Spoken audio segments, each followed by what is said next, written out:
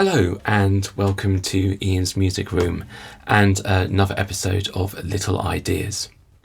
In this episode we should be looking at a walking jazz bass line by the bassist Paul Chambers on the tune Autumn Leaves. Then exploring how we can expand and use this in a creative way in our own music. I've put a link in the description below for the first episode of Little Ideas, where I go into the concept a little bit more.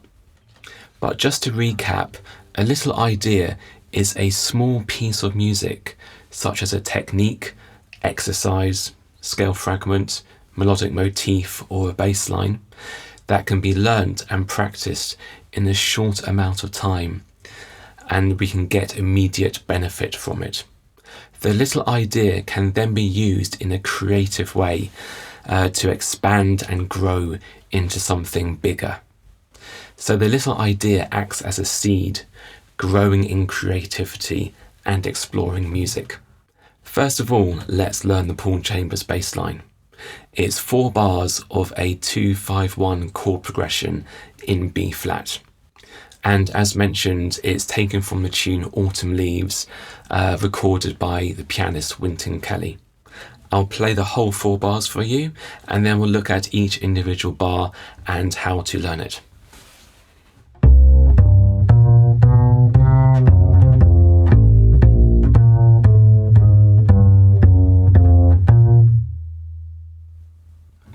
Okay, so we start with the 2 chord, which in B flat is C minor. And we play the root, the G, which is a 5th. Then we have a chromatic run of the flat 7 to the major 7, leading to C, which is the 5th of the F dominant chord, which comes next. So the first chord is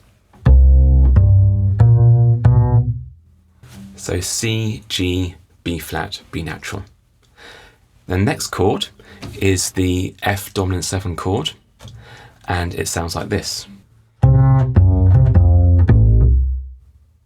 Okay, so we start on the C, which is the 5th of the F dominant 7 chord. Then we have a really interesting little kind of quirky thing going on now. So we do C, and then G flat back to C. So the G flat is kind of like a flat 9 in the F dominant 7 chord. Then we have the F, which is the root, and the open A, which is the 3rd. The open A also acts as a chromatic note, leading to B flat of the 1 chord, which comes next. Okay, so far we've got the C minor and F dominant 7 chord.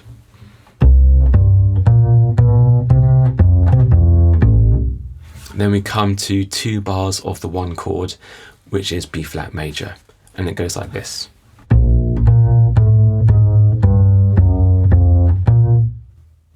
So we do the B flat octave, and then we have a chromatic run down. So the A flat, the G flat, leading to the F, which is the 5th of B flat, and then finally back to the root, which is B flat. So the last 2 bars goes like this.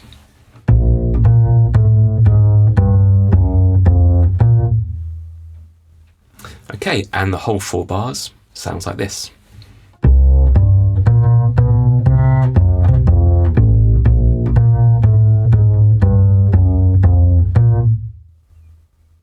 Great! We've now learnt 4 bars of the Paul Chambers bass line. This is the little idea achieved. A small piece of music which we can learn in a short amount of time and gives immediate benefit. And in this case, the benefit is having a pattern which we can play when we have a 2-5-1 in the key of B flat. Now let's see how we can begin to expand and grow this little idea. For example, we can move this into the key of C major. So 2-5-1 in C major, the 2 chord is D minor, G7 for the 5 chord, and C major for the 1 chord. So the bass line will now sound like this.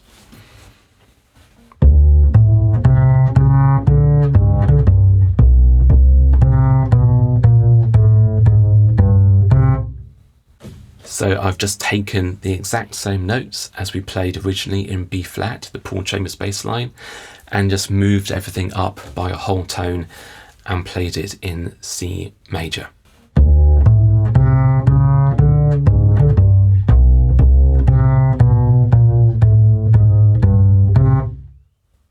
So I would suggest doing this transposing of the bass line in every single key. So that means that whenever you come across a 2-5-1 in any key, you've immediately got a really good bass line. You can play over that. Let's keep going. For me, learning a bass line as a little idea from someone like Paul Chambers has real worth and value.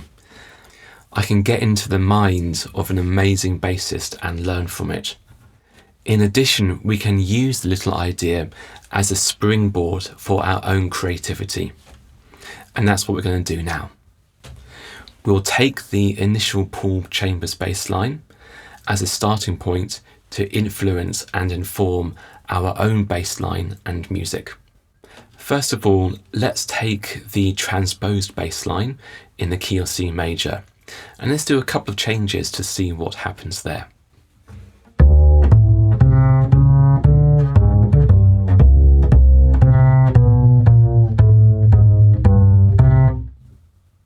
So what I did there, I changed so on the 5 chord, I changed from going to the 3rd, which is a B natural in this case, to the D flat.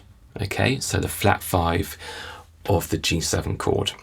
And this still acts as a chromatic note leading into the C, which is the root note of the 1 chord. So instead of going like this, jumping down to that B, which is a bit of an awkward shift, I jump down to the D flat, which is slightly easier.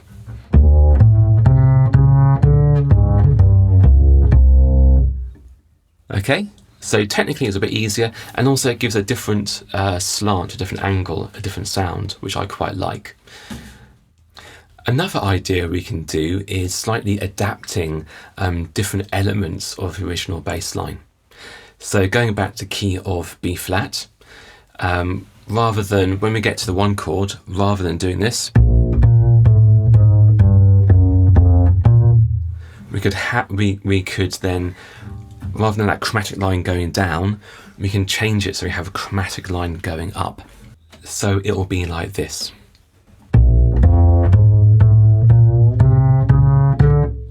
So for the 2 bars of the 1 chord, we have the root, the 5th, and then we have a chromatic run going to B flat. So the A flat, the A. We hit the root again, which is the B flat, and then we have another little chromatic run going to the D. So all together.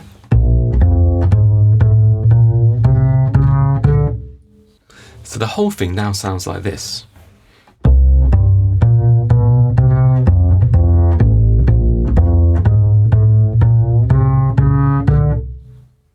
So it just gives a different feel.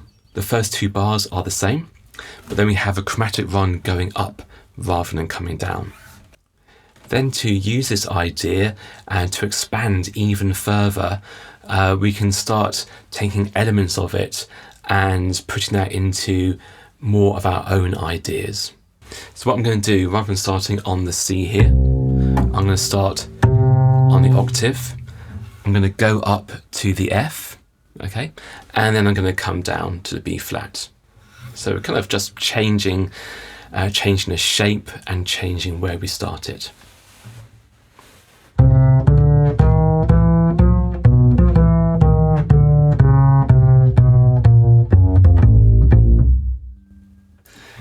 So I got elements of this idea of the original bass line.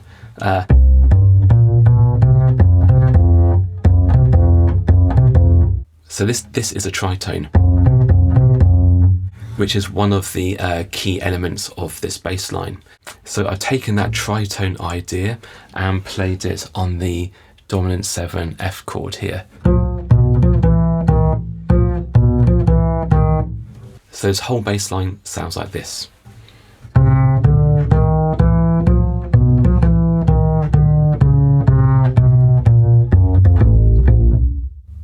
I've also got the A. I've also got the A to the B flat at the end. So hopefully that's given you a few ideas of how you can take a simple 4-bar bass line by an amazing bass player, Paul Chambers, and learn it to get immediate value and benefit from it, and then to expand it. In this case, by transposing it into different keys. We did it into C major.